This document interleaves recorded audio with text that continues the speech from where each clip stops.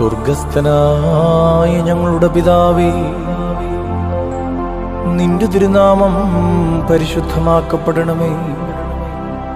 നിന്റെ രാജ്യം വരണമേ. നിന്റെ തിരുവിഷ്ടം സ്വർഗത്തിലെ പോലെ ഭൂമിയിലുമാകണമേ.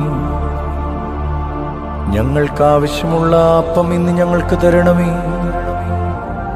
ഞങ്ങളുടെ കടക്കാരോട് ഞങ്ങൾ ക്ഷമിച്ചതുപോലെ ഞങ്ങളുടെ കടങ്ങളും പാപങ്ങളും ഞങ്ങളോട് ക്ഷമിക്കണമേ.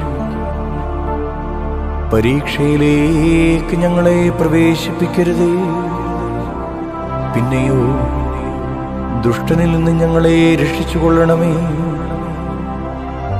എന്തുകൊണ്ടെന്നാൽ രാജ്യവും ശക്തിയും മഹത്വവും എന്നേക്കും നിനക്കുള്ളതാകുന്നു.